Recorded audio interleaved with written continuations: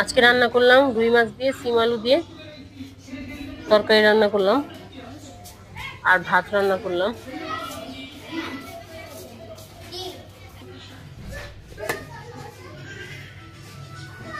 আসসালামু আলাইকুম, কেমন আছেন সবাই? আশা করি ভালোই আছেন।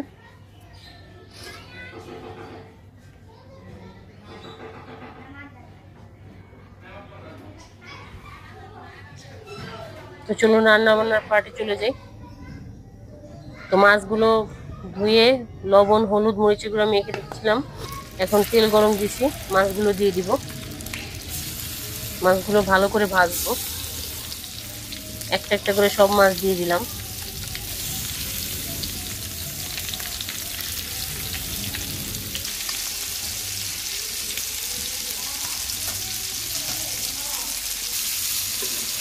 মাছগুলো উল্টে দিব।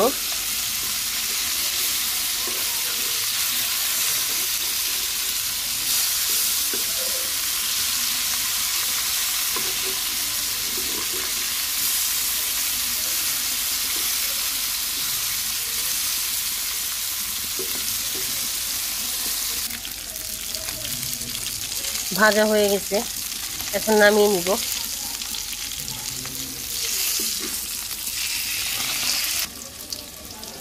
তরকারির জন্য পেঁয়াজ আর তেল দিলাম, এটা ভালো করে ভাজবো।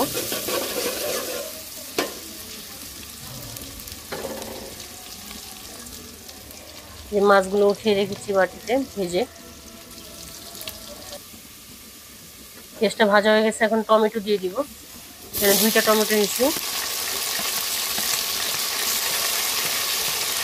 বড় সাইজের 2টা টমেটো।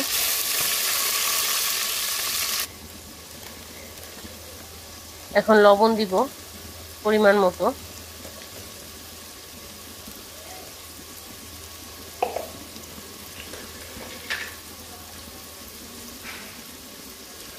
হলুদের গুঁড়ো দিব আর মরিচের গুঁড়ো দিব।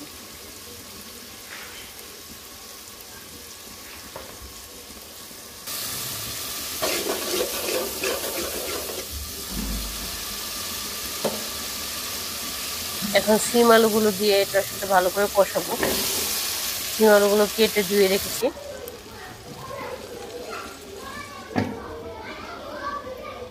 ঢেকে দিব।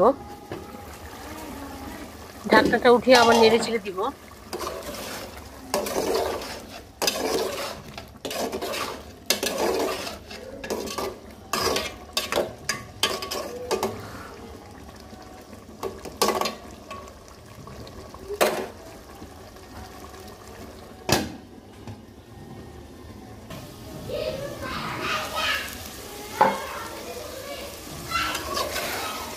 কষানো প্রায় হয়ে গেছে, তেল ওঠা পর্যন্ত অপেক্ষা করব।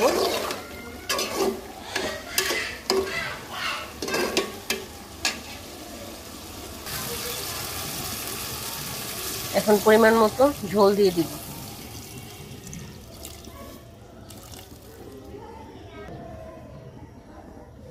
কাঁচামরিচ দিব। এরপর ভাজা মাছগুলো দিয়ে দিব সব। একটা একটা করে মাছগুলো দিয়ে দিব তরকারির মধ্যে।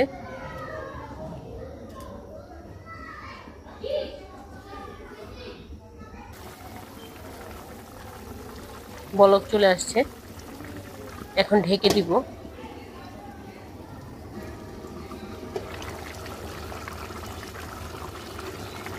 ঢাকনাটা উঠিয়ে দেখলাম, আবারও ঢেকে দিব। আরো একটু টানবে, সিমটাও একটু সিদ্ধ হবে। তো এই যে এবার হয়ে আসছে, এখন ধনিয়া পাতা দিয়ে দিব।